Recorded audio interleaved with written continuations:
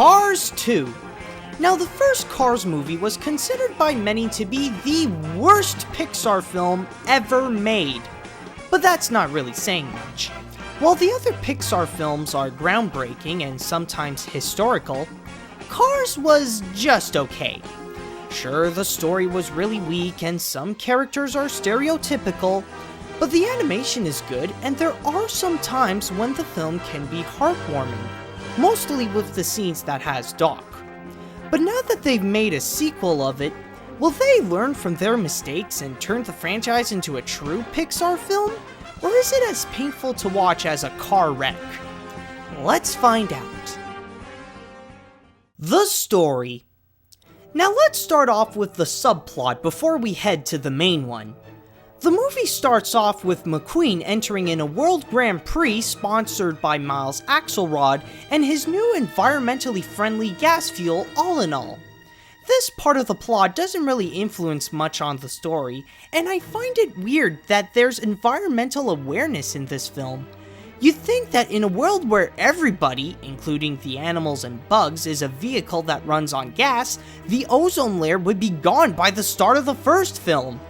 Anyways, on to the main plot, which is the spy story.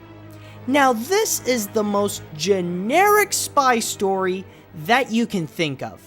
It's the same plot that you would hear in any spy comedy, like Austin Powers, A Man Called Flintstone, Spy Kids, or Johnny English. But not as well written, the jokes are mostly bad, and they aimed it just for kids. What the fridge happened here? Isn't Pixar supposed to be the best in the business when it comes to story? The animation. Even though the story is bad, keep in mind that it's still Pixar, and at least they put in some effort in the animation. And it really is beautiful, most namingly, the background animation. It is a major improvement from the first film that had just a few racetracks and radiator springs. Now they go to Tokyo, Paris, Italy, and even London. It feels like you're going on a world tour, seeing the actual places, but with other people that really annoy you. Another impressive thing about it is the character animation. The realistic movements of the cars are what make the racing and the action scenes the highlight of the movie. Some of the gadgets are pretty awesome as well, but most of them we've already seen in other spy movies. The character design, however, might need a little more work. In Cars 2, they add in more different types of vehicles like planes, trains, battleships, and more, and I feel like there would be a cameo of Thomas the Tank Engine or Theodore Tugboat. Also, a lot of the less important and extra characters start to look more of the same but with different colors, a problem similar to Rio. This isn't really Pixar's best animation, but it's still better than most animated films this year. The characters. Usually, in my reviews, I would narrow down each character and explain what's good and bad about them. The problem about the characters in Cars 2, though, is that they share the same problem. Almost all of them are underdeveloped. It doesn't really give us time to really know about the new characters or give us something new about the old characters.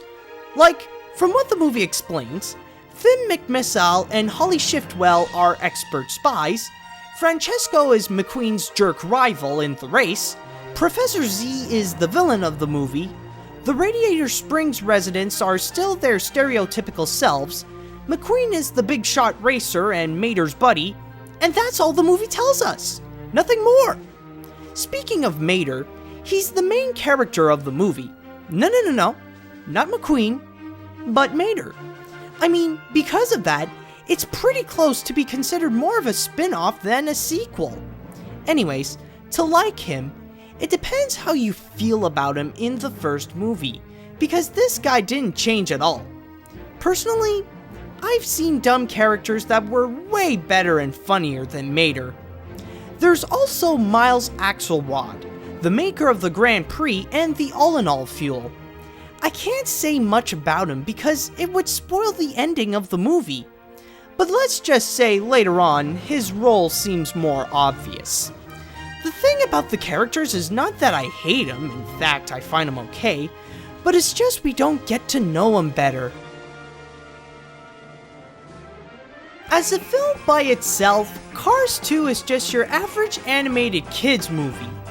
The story and characters are not so impressive, but the animation is nice.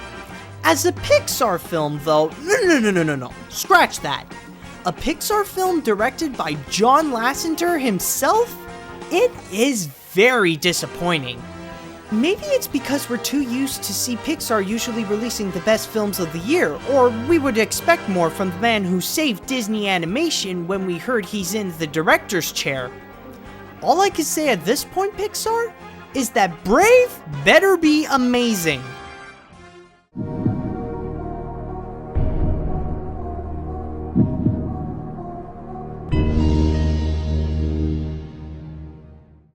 Well, this was a disappointment.